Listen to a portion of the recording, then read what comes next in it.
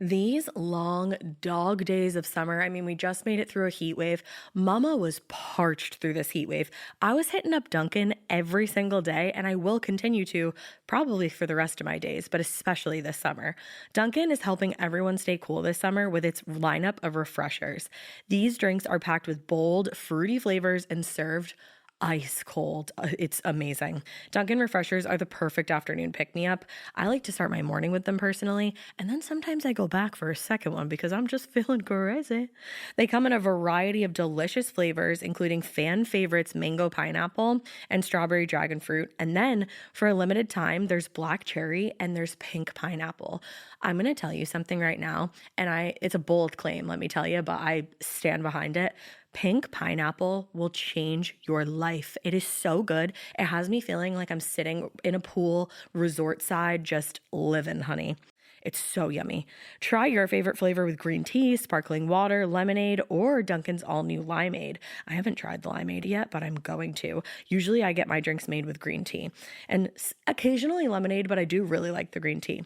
Or if you don't want to build your own, try one of Dunkin's curated refreshers like the Cherry Lime Ricky or the Ultimate Pink Daydream. The Cherry Lime Ricky, scrumptious. I could drink like 3 of these a day. They're so freaking yummy.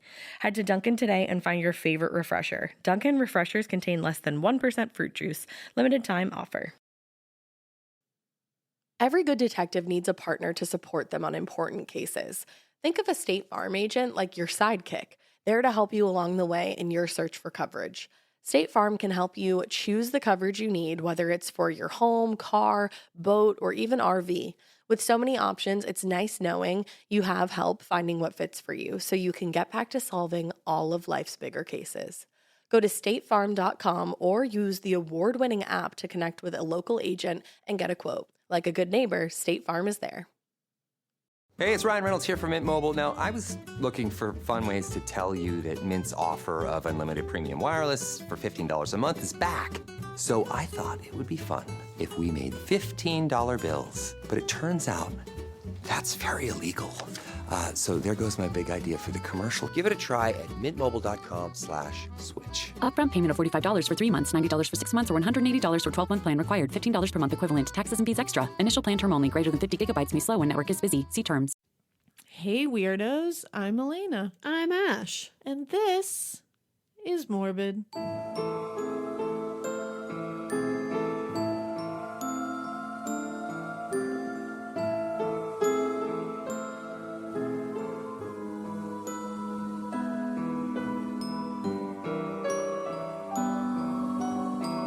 It's still wicked morbid. It's super morbid. It's creepy. This one's pretty morbid. This one is super morbid. I mean, I know they all are, but it's also just like it's like good old-fashioned fun. It is. it's like old-timey. It is. It's old-timey. It's Western. It's gonna make you want to dress up in that, like in those old newspaper, yes. you know. And take those old-timey That's photos. what I was trying to say. Thank where you all hold fake, like, rifles. Yes, and you wear the feather boas, yes. even though I'm sure that nobody typically wore those back then, like, as regular fashion. But do it. But do it. Do you. So, yeah, today we're going to be covering The Bloody Benders. The Bloody Benders. Band name, I call it. Again, this is a really fun one, guys. Of course, it's awful because people died, but it's also really fun. Before we jump into the fun, though, we have some bidnass. Some bidnass to take care of. It's our bidnass. It is our bidnass. And we're making it your bidnass. Because you're here. Mm-hmm. So we just wanted to quickly update you on that case we mentioned last week from Amesbury, Massachusetts. A 13-year-old girl named Chloe Ricard was dropped off. She's from Amesbury, Massachusetts. She was dropped off at Lawrence General Hospital, already dead, and just dropped off and left. And it was this big mystery what happened. It's still kind of a mystery what happened. Mm-hmm. But the update on this is that a 47-year-old man has been arrested. And he has been charged with something along the lines of like distributing drugs to a minor and also assault. Oh. So no full details have been released yet, But he also apparently had a 16-year-old in the car as well, and he's charged with 2 counts of both of those things. And these girls were in his apartment for at least the night before and the whole day. Okay, So- that is very strange. So it's really scary. It's getting creepier by the moment, and hopefully we get more details soon. But when we do, we'll tell you as soon as we find out. Wow, there's a lot of questions I have in my mind right now. Right? So that's kind of a spooky, awful update, but... Do you know what else is spooky and awful? What else is spooky and awful? It's actually spooky and awesome. Spooky and awesome? What could it be? It's our shirts on Murder Apparel. Our shirts on Murder Apparel. So, guys, if you didn't already know, we have paired up with Murder Apparel and they made us a shirt. They did. And it's so fucking rad. And you should go check it out on their Instagram. You really should. Their Instagram handle is Murder Apparel, which is MurderApparel. And that's on Instagram. And if you click the little link in their bio, it will take you to their shop where you can find our shirt and other wicked cool shirts that they have. I literally have like 3 of them. And if you use our code MORBID, MORBID, at checkout, you can get 25% off. 25. Is it good that I never know how much percent off you get? I believe it's 25. I think it's 25. 25. 25. Also, I don't know if they're still doing this, but the other day, if you use the code KILL30, you could get 30% off of everything. Whoa. They always do stuff like that too. Yeah, so they have- definitely go follow them. They have cool incentives. Yeah. And it's worth it because they are rad to the extreme. So go check them out. And get our shirt. Do it. And yeah, so I think the last tiny bit of business is just that our mini-sode will be released this Saturday. So look out for that. And we are going to be on a new recording schedule. So now you're getting an episode. Your full length is probably going to be coming in the beginning of the week from now on. And your mini will be towards the end of the week. So you'll get, the week will be nice and fleshed out with Morbid. And we're still going to try to give you extra episodes when we are able to. Absolutely. Because it's just like really fun to be like, here you go, guys. Just like a quick little woo, here you go. And we love you. I love all of you. It's true. We do. Every single one of you. I love every last one of you. You're the best. So I think we should just jump into the Bloody Benders. 1, 2, 3. Let's go. do it. Totally on the same page. So, the Bloody Benders were a family who in 1870 moved out to what is now Cherryvale. Sounds good. Cool. Kansas, to follow the spiritualist religion. John Bender Sr. was the father. The mother was called Ma. Her name was Elvira. Elvira, Mistress of the Dark. Literally. And then there was a son and a daughter named John, sometimes called Thomas, because why the fuck not? Because that's the same. John Thomas. Yeah. It's John very similar names. Thomas. You know. I sometimes call my husband Thomas. That's weird. And then there was Kate. Just Kate. Just Kate. Kate Bender. No one knows for sure whether or not Kate and John/Thomas were brother or sister, or if they were married. And if they were married, nobody really knows which one of them is Ma and Pa's kid. That's often confusion. Yeah, in totally. families. Like, are you guys brother and sister, or are you husband and wife? Yes, married. Like, what's going on here? Kind of seems like it could be. It's weird. So, Ma and Pa spoke mostly German, is like the... Yeah, that's what I That's read what too. people thought, but then other people were like, was that German? Yeah, and like, some said like Holland, you know. So like a Germanish language. But the younger Benders knew English and spoke it fluently. So shortly after moving out to Kansas, they built a home that they used as a general store, an inn, and their house. As we all do. Multi-purpose housing. Yeah, that's smart. Yeah. So the grocery store/inn was in the front of the family house, and then the living quarters, like for them, were in the back, and they used canvas curtains to separate everything. So I'm trying to like picture in my head, because I haven't seen a picture of the house before, of like how big it was. I saw actually I have the dimensions of it, and I'll mention it at cool. some point because it's very tiny. Yeah, because I'm like, how is it an inn, a store, and your house? It's literally just like a box. Wow. It's like, it's very small. In fact, we'll post pictures. I posted one picture on the Instagram today. They have a lot from this crime scene, Interesting. and like, which is odd for the 1800s, but it's great. And they do have a lot of pictures of the house, and it's just this like little shack. So it's not actually an inn. It's just somewhere where like one person could spend the night. It's like one person will roll through, and they could spend the night there and maybe get like a meal. Okay. Yeah. So back to the family. Kate was the one in the family who really stuck out to people. Oh, Kate. So like we said, there was always people like traveling, staying at the house, blah, blah, rolling blah. through. You know, travelers be traveling. And Kate was the one that they were super interested in. She was tall and beautiful. It's believed that she had red hair. Yeah. And an outgoing personality, much like yourself. Yeah. So outgoing. So outgoing. The life of the party everywhere I go. Like, duh. It's my hair. And the other benders didn't really talk as much as she did.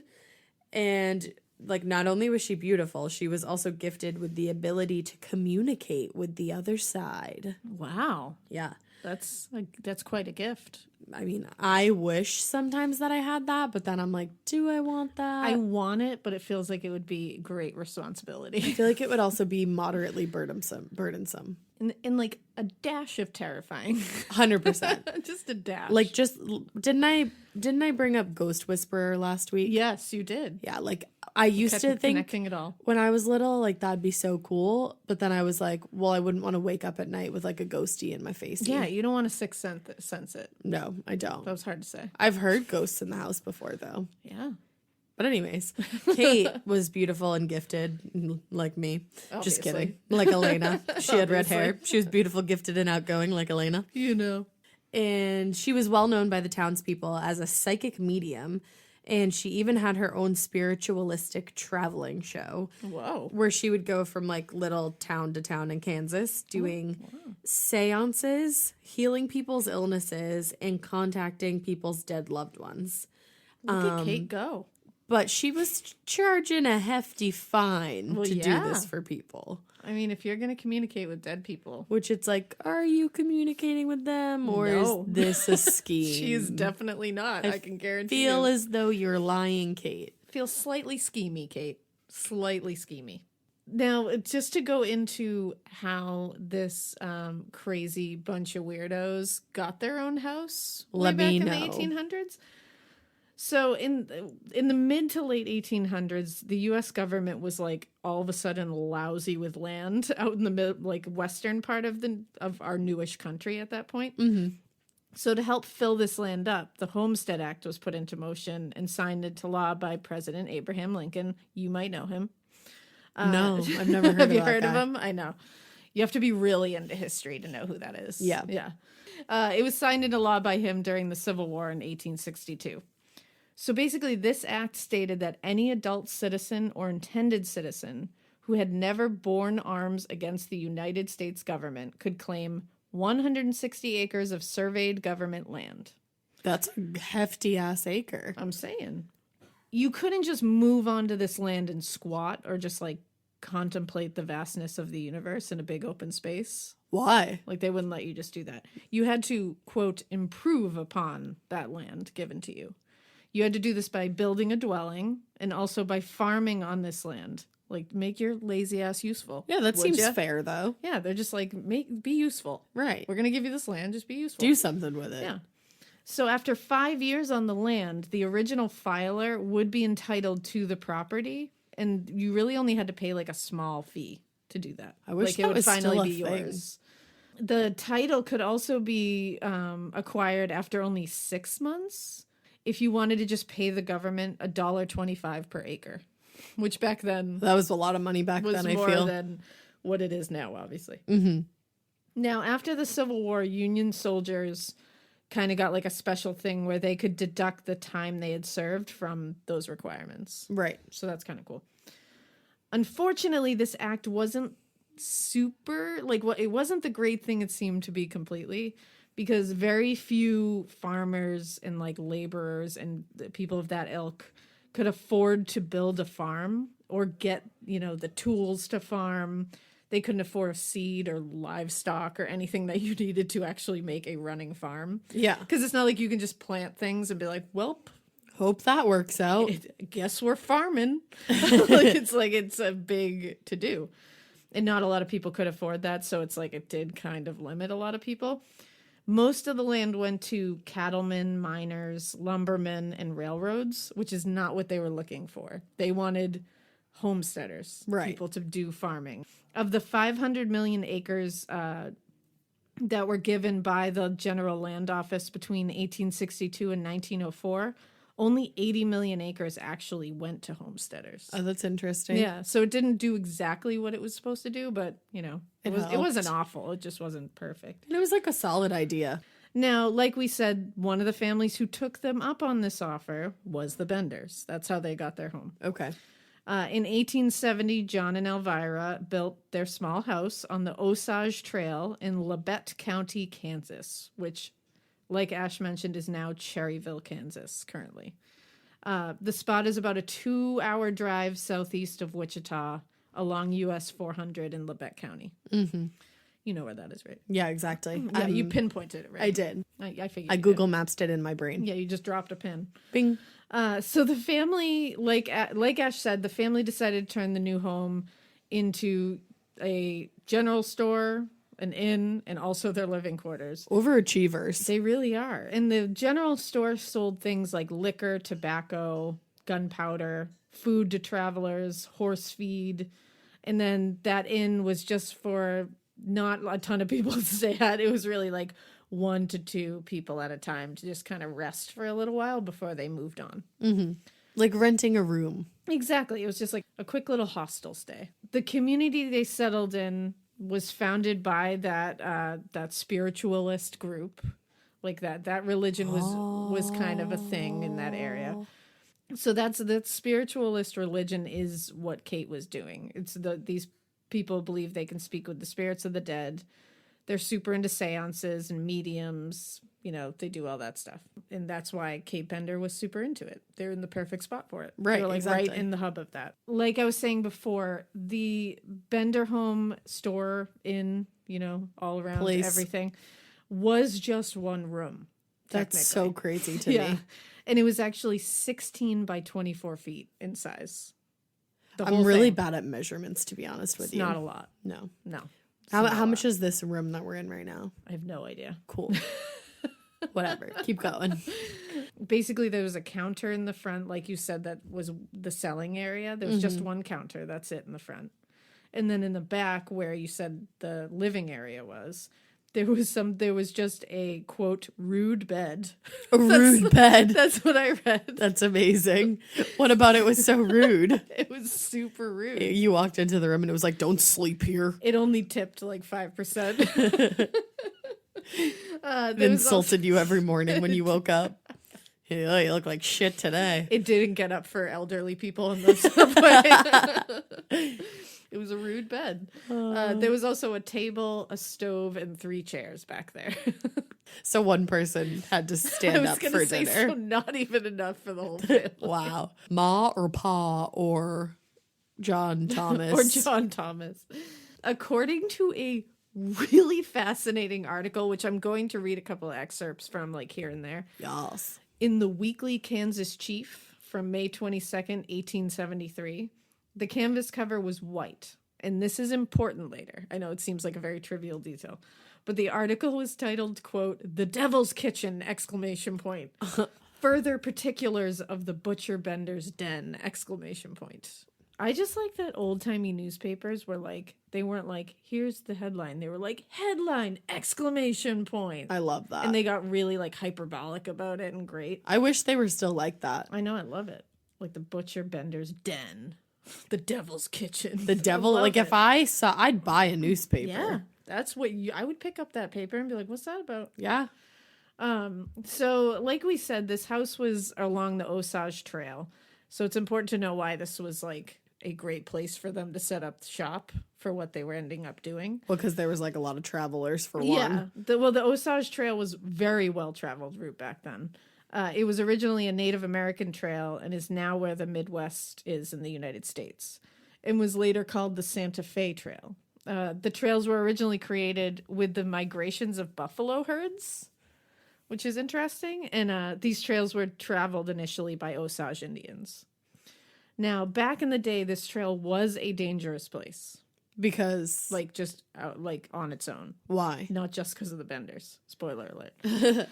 Travelers went missing all the time, mostly due to disease, like the Oregon I was Trail. just gonna say like people dying of dysentery and like, Right. you know, flat tire wagon. having to forge rivers and all that. So, As one does. There was also bandits. Because remember, this is like the Old West, like the I Wild love West. it. Native Americans. There was run-ins with the Native Americans who were rightfully pissed. So They were like, "Why the fuck are you still here?" yeah, lots of robbery and the like. It just wasn't a very easy place to go. So the Benders set up shop at the right place Yeah. for what they wanted to do. Exactly, because they knew a lot of people were going to be going down this trail. It's kind of like, you know, setting up shop in the middle of Times Square. It's like Makes sense. You have a lot. You're of gonna people. get something. Yeah, somebody's going to roll by. So in 1873, citizens of Lebec County became concerned all of a sudden because although a lot of people do go missing on that trail, there was like kind of an inordinate amount of missing persons in that community. Okay. So in the neighboring counties, we're also starting to experience a lot of losses. And they were like, where are these people going? Like, they can't all be just dying on the trail of dysentery. Yeah. Dysentery only claims so many lives per year. It does. It really does. And this was all kind of a slow build over a few years of missing people. And then a couple of cases shook people up a bit and started this whole ball rolling. The first was the disappearance of a man named George W. Lonker, who went missing while traveling from Independence on his way to Iowa. He was traveling with his infant daughter, Oh, so she also went missing. hate it. Next, a prominent name went missing. In March 1873, Dr. William York, who was a well-known and well-respected physician from Independence, Kansas, went missing after getting off a train in the area and was last seen near the Bender House of Horrors. Yeah. He was there because he was George Lonker's neighbor and was investigating he and his infant daughter's disappearance. So he was that first guy's neighbor, and he was like, where did he go? And then he went heard missing. he was around there. He went to go look for him. Now he's missing. Shit. Yeah. No coincidence there. No, this is like something's going on. Mm-hmm. Something stinky. Something peculiar. Something peculiar. The Weekly Kansas chief called Dr. York, quote, a man of family, friends, and reputation. And that's why people suddenly were like, wait a second. The issue for the Benders later became that Dr. York was not only prominent himself, but he had also has two well-known and respected brothers as well. Colonel Edward York and Kansas Senator Alexander York. Oh shit, they messed with the wrong fam. Yeah, they always, and you know what? Serial killers and like dumbasses of the like always end up doing that one that you're like, Like, really? that was a bad move. Yeah, like that was a bad move. Well, and it's always good because they get yeah, caught. it is. But you're just like, you're dumb. Yeah. So when Dr. York went missing, Colonel York was like, oh, hell no. He immediately led an investigation into Lebec County upon hearing of his brother's disappearance. He was like, no, we're not just letting this go. No. So the Benders were one of the families questioned about this case. When questioned, they said they had no idea anything about this. And in the words of the Weekly Kansas chief at the time, quote, the old hag sat mum and gloomy, pretending she could not understand or speak English. Old Bender said nothing.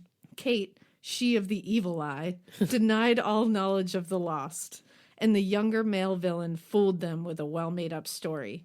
He said about that time Dr. York went missed, he, Bender, had been shot at in a lonesome place near Drum Creek one evening, and it must have been by those that killed the doctor. That would make a good romance novel book. Wouldn't Shot it? at in a lonesome place with Fabio on the cover. In Drum Creek. I do like that. It has a nice flow. It's very poetic. It is. It does. And you know what? It's a very good cover-up story to be like, I was weird. shot at. The day that dude went missing, I got shot at down in this lonesome place. Where no one knew. So maybe it was 'Cause it by was the lonesome. same people that clearly shot that doctor, even though we don't have his body. That doctor may have also been in Yeah. a lonesome place. He was, and he was gone now. Well, now the townspeople became so concerned that they had a town meeting at the Harmony Grove schoolhouse about this whole shebang. Both male benders were at these meetings. They were Todd the and John fucking Thomas. Gordon State Killers They were attending the of town their meeting. time. Yes. Yep, they attended the meeting. At this meeting, the townspeople decided that they would form like a coalition and search every single home in the area to find these missing travelers. Apparently, weather conditions or something super old-timey stopped them from immediately beginning this. Dysentery. Like dysentery, weather. Smallpox. Yeah, just like an oxen died or something. Something stopped them. I believe what I read was weather, that they couldn't immediately start this search. Mm-hmm. So when Colonel York, Dr. York's brother, and the rest of the search volunteers arrived again to get more information from the Benders, they immediately noticed upon walking up to this farm that the animals left on the farm were all wandering around starving, and some of them were dead. And they were like, And they were like, clearly these animals have been neglected, which is weird. And awful. So the wagon was also missing, and it appeared that no one had been on the farm for a while. 3 weeks to be exact. Oh, shit. You can get pretty far in 3 weeks. Yeah, and what they did was they left the second that Colonel York left. They packed up and pieced. Because So they were had like, been they're gone- going to come check our house and we got to get they fuck knew. out of They here. knew. They were like, we're caught. Right. So they busted open the door to the house/store/inn. / butcher bar. Butcher, baker, candlestick maker. And were knocked on their asses immediately by a super gnarly smell. Oh. They said it was like you could like touch the air. It was Gross, so gross, gross. Like when your dog farted earlier in my face. Exactly. A Bailey fart. So the rest of the place seemed like it looked pretty normal inside. They said nothing was missing except for some food, clothing, some bedding. And they were like, why the fuck does it smell so bad in Yeah, here? and that they were like when they finally tracked down the location of where the smell was emitting, it was coming from a trap door in the floor of the cabin beneath one of the chairs seated at the table.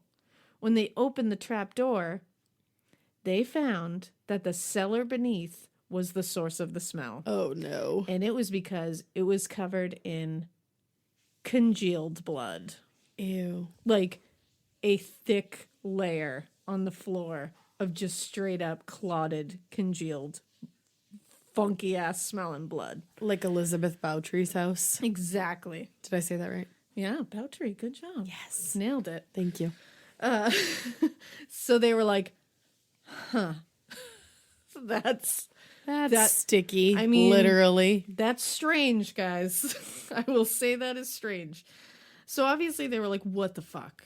And the group immediately got a ton of people together to lift up the cabin from its foundations and dig into the ground. Oh, God. They found nothing. So the searchers went searching in the surrounding land, and they started focusing in on the orchard, which was freshly plowed, but uneven. Neighbors were saying, that orchard always seemed freshly plowed. They were always plowing that damn orchard. Which is weird. And they were like, I know that they are farmers, but like, that's a lot of plowing. Right. That orchard does not Like it need could that take a much day plowing. off. Yeah, they were like, you need to chill. So they went to town digging, and the volunteers first unearthed Dr. York's body face down in a pretty shallow grave. The back of his head had been smashed, and his throat had been slit. Oof. Soon, they found 7 more bodies that night buried in that Shit. orchard, and 1 more the following day with similar injuries. And it became pretty clear that the Benders were a serial killing Texas Chainsaw Massacre style clan of heathens. Very casual. Even though none of that stuff had been invented yet, they were all thinking that. it was based on that. They were all thinking that. It appears that at least from everything I read, all the sources I found, at least 12 bodies were officially found in graves in the Benders' orchards. But because of the complete lack of forensics back then, there could be as many as 21. That's what they're considering, like looking off of missing persons reports and stuff.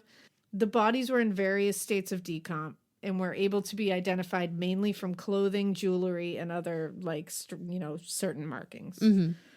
The orchards and gardens where the murder victims were found were known immediately after that as Hell's Half Acre.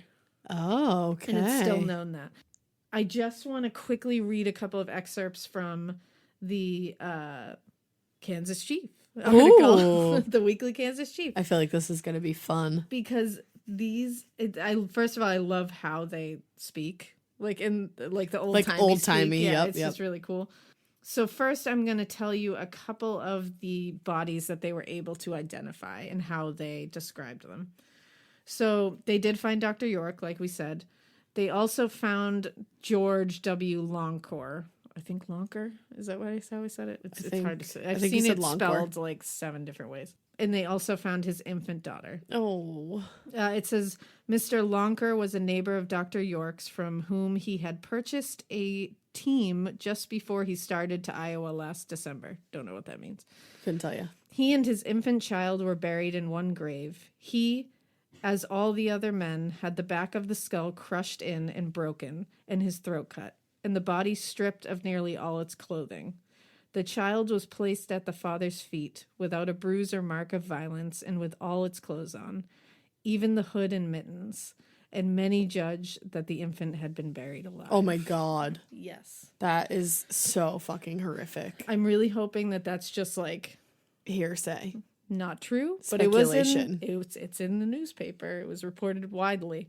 Oh. And it's true that they found that, I mean, that infant had no markings or bruises. The other thing that could have happened is maybe suffocated, which is still not awesome at all. I'm just saying better than buried alive. Yeah, I hate the thought of anything buried alive. There was also somebody named L.G. Brown, who was from Cedarville, Howard County. He had recently traded horses near Ladore and was supposed to have had about $60 with him. He was recognized by a silver ring on his finger, which was identified by his friend Johnson, with whom he had traded horses. Oh. So this is all just so pure.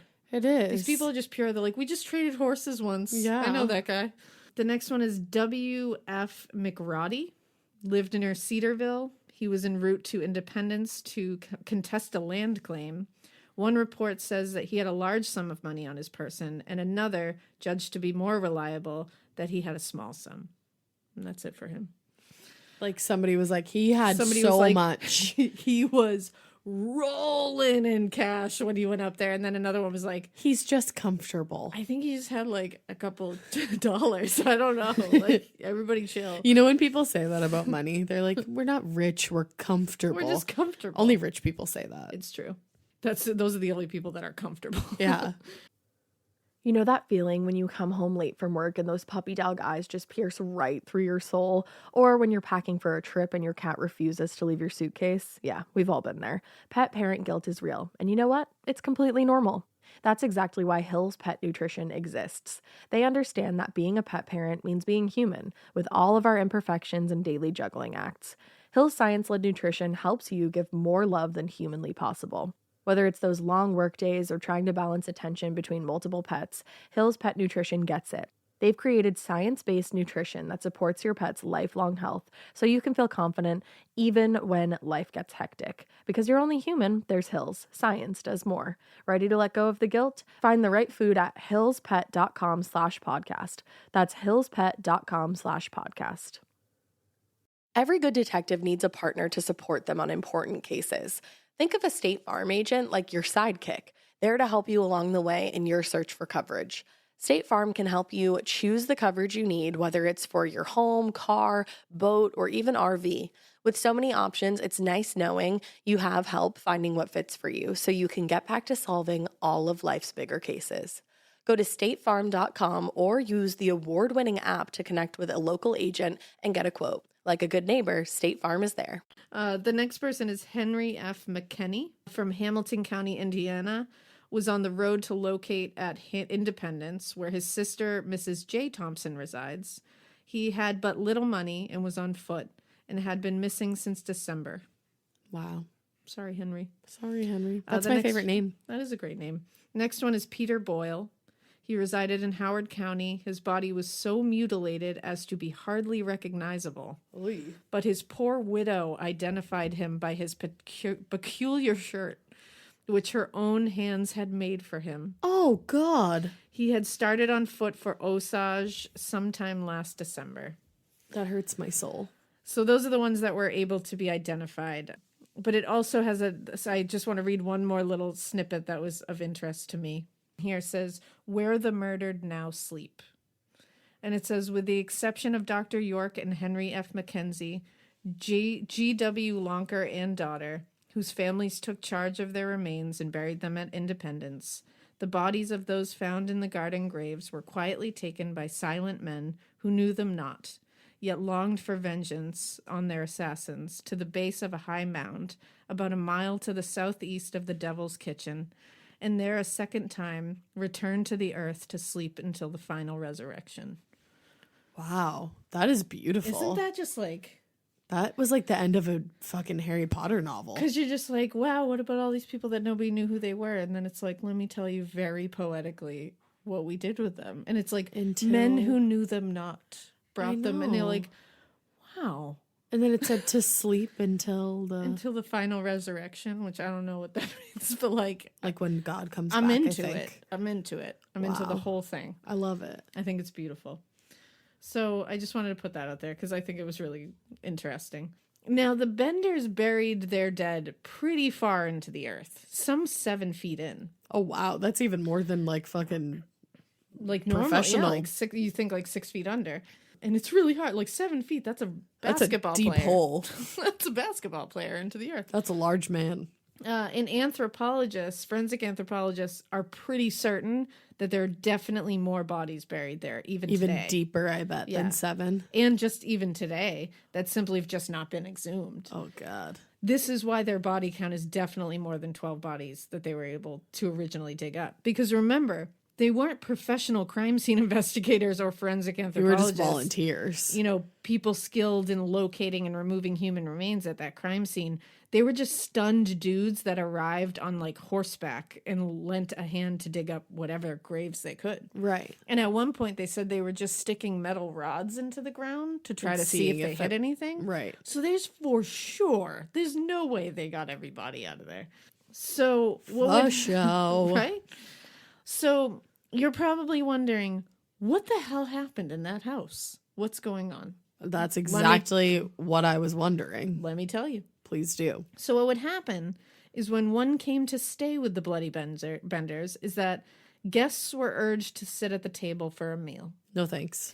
This table sat the victim right against the separating curtain, which, like we said, was white. The reason it's important that it was white was this made it easy for someone standing behind that curtain to make out the victim's shape, especially their head. Okay. Now, because light would shine through the curtain and make the shadow of the person's form, one or more of the Benders, usually the male Benders, were behind that curtain and then would take a sledgehammer or a regular hammer to beat the victim's skull in from behind the partition. They would then drop the person through that trapdoor in the floor that was located directly under the table they had sat them at.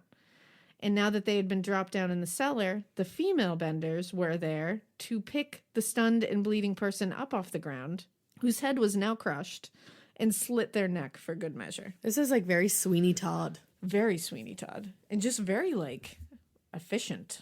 Like they were super efficient. They were like a well-oiled machine. Their body was then stripped of anything valuable, and then they were then left crumpled on the cellar floor, bleeding profusely. Until they took them out to bury them in the garden. So that's why there was all that congealed blood. Exactly. Because that's where they would just bleed out. According to the article I mentioned earlier, there was evidence that some of their victims actually fought back, even though they were taken completely by surprise.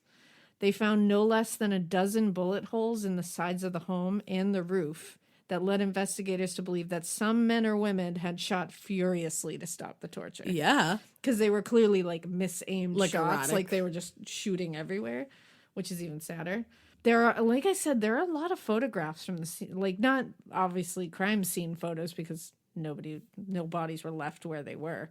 But it's kind of like rare and awesome because there's a lot of photos of the grave sites and there's these hills in the distance. And the hills were barren prairie, basically, back then. But now they have, now if you go today, they're filled with trees and all that. The hills came to be known as the Bender Mounds because some speculated that the killers may have actually stood on those mounds as lookouts to lure scout in a person. travelers. Yeah, which is even creepier. So all of these claims were backed up by a couple of living witnesses as well. Oh, shit. One man, whose name was Mr. Wetzel, heard this whole thing, and he said there was a time where he had been at the inn. He stopped there. He declined to sit in the designated spot near the curtain. But he said they really wanted him to sit at that spot. And he was like, no. Like, he just got a really weird Why feeling. do you want me to sit there so bad? He said him saying no to this made Ma Bender so fucking angry and abusive towards him. And he said that he saw the male Benders come from behind the cloth while she was getting pissed and like hurling abuse at him. Jesus. And he and whoever he was with, because he said he was with someone else, he said they immediately were like, we're fucking leaving. Like, they left immediately. Yeah. That gives me the like spooks. And another traveler named William Pickering told almost the same exact story. Oh, he was like, I'm not sitting there. Yeah, he was like, I said I wasn't sitting there. Ma Bender got real pissed, and then I saw the other two come from behind that curtain like they were standing there. What do you think their motive was with all this? Well, that's what's really scary, because it's kind of half robbery, half they 'cause I just want liked to? it. Yeah. So it was calculated that the Benders stole $2,600 from one of the victims. Oh, wow. That's a lot of money. $1,900 from another. Why do these people have all this money? Well, they're traveling like long distance. That's They a have lot to. of money from back then. And usually they're going to like buy land or do something else. Damn. $37 from another person, 40 cents from another, $38 and a quote good team and wagon from one man. Wow. And from Dr. York, they only got $10, a pony, and a saddle. Well, and then it's like, where, like, you would think that people would be like, where are all these animals coming from? Well, that's the thing. But it was a farm, so they had animals anyways. So nobody was really. Oh, shit. But because they weren't getting, I mean, they got 40 cents off of one person. Yeah, like come on. So it kind of appears that they just liked doing this, which is so much scarier. That they just liked being a family of serial killers, like Texas Chainsaw Massacre. So what happened to the Benders? Well, The bloody Benders. let me tell you. So, like you said before, Colonel York did all this investigating to find out where his brother was, and they found all the shit. And a manhunt was launched to find the whereabouts of the Bender family, and a $500 reward was offered by the sheriff to anyone who apprehended them. Damn. So their wagon was found soon after this manhunt happened, or like was going down, only a few miles from their house. But the family was never found. Like they weren't in the wagon. That's so creepy. So some people think that maybe they were killed by like townspeople who knew of all the awful crimes that they'd committed. That wouldn't be surprising. No. But other people have a theory that they like escaped the country somehow, but no one has ever found them. So like, Yeah. they could be alive right now. No. I know, I'm kidding. That was a joke. For a second, I was like, no. I was like, Okay. I don't really know what to say. I've said some dumb things, but that was a joke. That would have taken the cake. If that That was would it. have absolutely taken the cake. I thought the sarcasm was like heavy in my voice. Oh no. Maybe I'm just tired. And I was like, whoa, no. I know, you look immediately. I saw your eyes and I was like, dude, I'm kidding. You're like, no, I'm really kidding. I'm like, ugh. Well, there's like a couple, like you said, like there's a couple of theories and like legends have come out of it now of where they are, what they did, like what happened afterwards. So there was determined in some way that they might have taken a train from Thayer to Chanute. Now, I don't know where these people Chanute. are. Chanute. And that Kate and John Jr. got off in Chanute and traveled by train south to Red River. There is where it is said that they joined Ma and, Ma and Pa and Pa and all them. Tom and Who had apparently gone through St. Louis. Now, detectives thought that they traced the Benders through Texas and New Mexico. Okay. That's the last kind of thing. But there was, in 1890, 2 women who were thought to be fugitives were arrested in Michigan.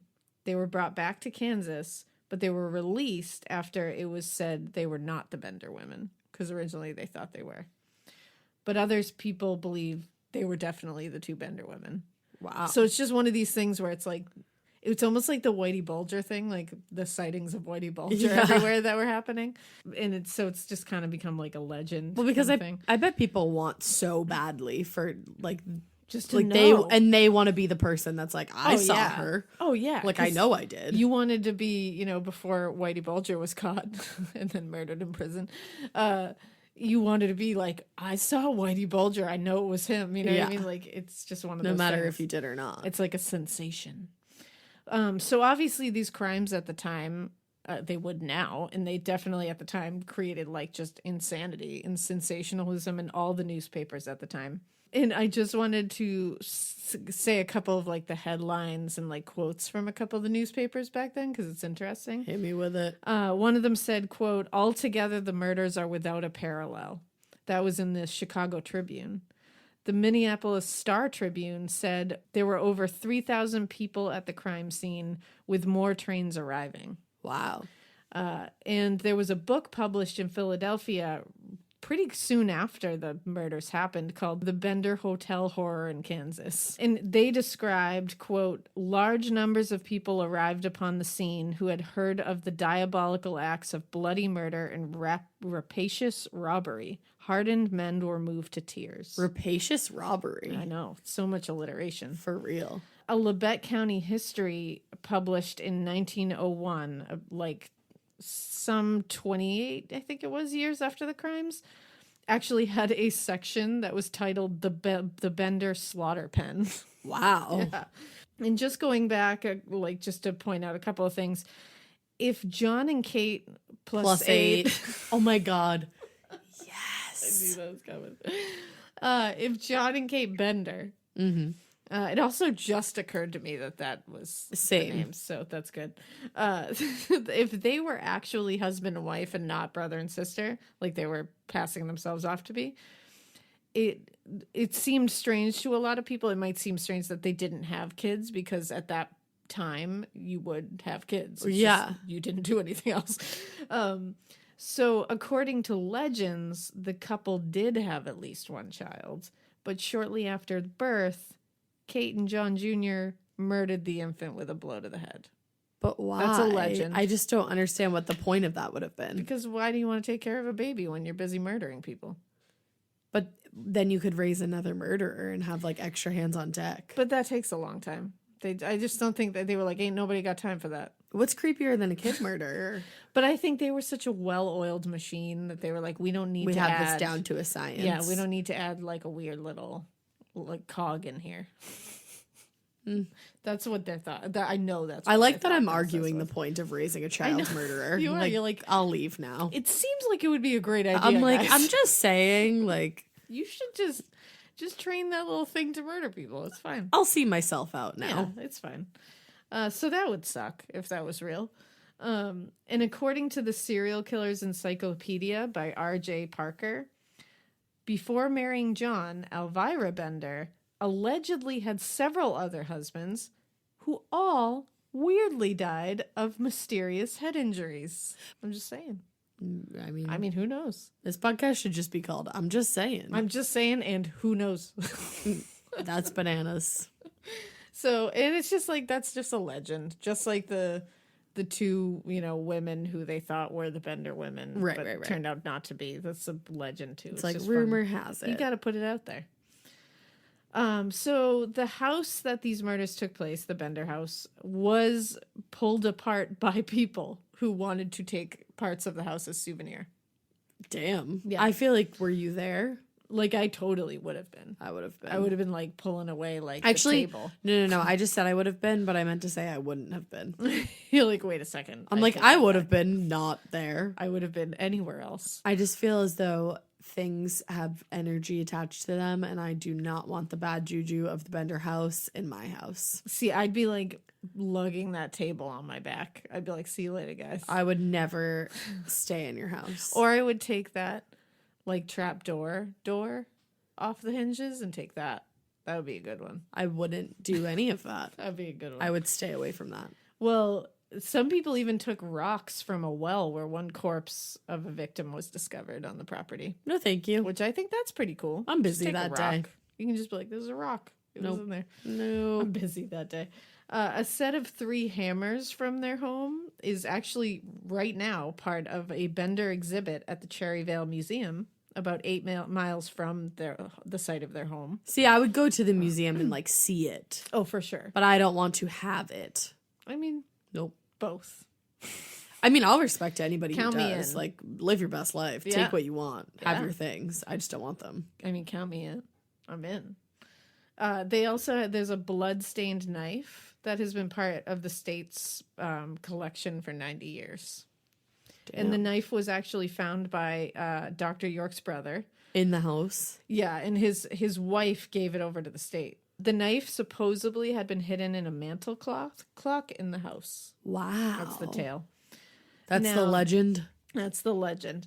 Now, there is right now at a rest area at the junction of US 400 and US 169 north of Cherryvale. You can read a historical marker that tells you about the Bender's crimes. Oh, that's cool. And another historical marker in the area says it best. And this is what we'll end on. Let me know. Quote, "The end of the Benders is not known. The earth seemed to swallow them as it had their victims." End quote. And that was Is the story. Bloody Benders. Yes. Those sly. Yes. Very slick. Very slick. So yeah, hope you enjoyed that 1800s romp. I hope you dug it. That romp through the old West in the Yeah. 1800s. Wasn't that Howdy, fun? cowboy. That was And fun, cowgal. guys. Cowgal. Cowgal. So yeah, so hope you enjoyed that. And now we're gonna thank some Patronuses. Hey. I'm gonna read them today, and you're Okay. gonna have to come up with things. Okay. So the first one, we would like to thank Allie. Is that Mike Pence, Benedict? Guess what, Allie Benedict? It is Mike Pence. Allie, thank you so much. Thank you, girl. And that is not Mike Pence. Don't worry. No, it's not. The next person, Patronus, we would like to thank is Brett Green. Brett Green, the grass is always greener where you are. It's true. Thank you. Thank you, Brett. The next person we want to thank is Chadwick Galetta. Chadwick Galetta. What Yeah. the fuck? You have a cool name. That's a great name. Thank you, Chadwick Galetta. Thank you, Chadwick. I love Chadwick. it. You had a professor, Chadwick, didn't you? I did, and she was great. Yeah. Thanks, Chadwick. Thank you. Thank you. Thank you. The next person we're going to thank is MJ Hart. MJ Hart. Are you like the MJ in the Kardashian family? Oh, hate that you did that. I know. I was waiting Hate for it. you to stab me in the hate face. it. MJ Hart. I heart you. I don't even MJ from the Kardashian family. MJ's the grandma. Oh, why do you know that? Because That's awful. Are you kidding me? She's on the show. I hate you. It's MJ. It's MJ. Thank you, MJ. Thank you so much, MJ. You are not affiliated with the Kardashians at all, and I know this. I know this too. I'm just saying. The next person we want to thank is Jade Catherine. Jade Catherine. That's a beautiful name. Isn't that really pretty? Yeah. Thank you, Jade Catherine. I was writing it down and I was like, love you. Yeah, girl. that flows. I bet Yeah. you're cool as fuck. She is. I know it. I know. Thank you, Jade. Thank you. The next person we want to thank is Dion Ledesma. Dion Ledesma, you are a Lediamond. Doesn't she sound like she is some old-timey psychic from like New Orleans? Dion Ledesma. Who's just like fancy. Like she was like the fantastic Ledesma. I don't know. Oh, now that you said it like that, totally. But then where I thought you were going with that originally was that she was like on an old time soap opera. That too. Dion Ledesma. Yeah. She's yeah. starring on an old time like Spanish soap opera. Both of those work. Yes. Thank you, Dion. Thank you, Dion. The next person we're going to thank is Mark Govani. Mark Govani, go Yui. Govani. Yeah, go Mark. Go Govani. Thank you. Thank you, Mark. The next person we're going to thank is Mystery Barton. Whoa. Like who? Barton. If your name Is mystery. is literally mystery, I don't even know. I want to wanna high five your retire. mom and your dad. I just want to retire now because that's great. That's so cool. Even if it's not, that's a great pen name. So Thank you, mystery. And the last person we're going to thank this week Whom? is Shannon Von Munster. Shannon Von Munster, you know how we feel about last names that have Von or Vaughn. It's true. I love you, Shan. And it's Von Munster. Munster. So you belong. Yeah. You're a Munster. Here you are. You've come to the right place. You have. So thank you, Shannon. Thank you. And thank you to all our Patronuses. Guys, thank you to everybody who donates, who listens, who loves us. You guys are the best. Peace, love, positivity. And I don't know if you guys have noticed, but thanks to your donations, we sound a little better recently. I think we sound great. So without you guys, we couldn't have improved this, and we would still sound like we were podcasting underwater. Yeah, so thank you. Thank you so much. And you know what, guys? We hope that you love us enough to follow us on Instagram at Morbid Podcast. Follow us on Twitter at A Morbid Podcast. Join the Facebook group. Morbid : a true crime vote. Whoa, a true crime podcast. Send us an email. morbidpodcast@gmail.com. Check out the lovely co-host that Alaina designed if she knows how to say it without dying first. morbidpodcast.com. And donate to the Patreon if you're feeling so inclined. Patreon.com/Morbid Podcast. We hope you keep listening. And we hope you keep it weird. But not so weird that you join a family of travelers and you go to their house, but it's like not just a house, it's also like a general store and an inn, and you sleep there and they're like, sit in this fucking chair. And then you sit in the chair, and then John Thomas Paul face bender comes around the corner and hits you in the head, and then all of a sudden you're in a basement and now you can't get out, and shit, you're dead. And I just hope that you don't keep it that weird. Don't keep it that weird. Don't do it. Bye. Bye.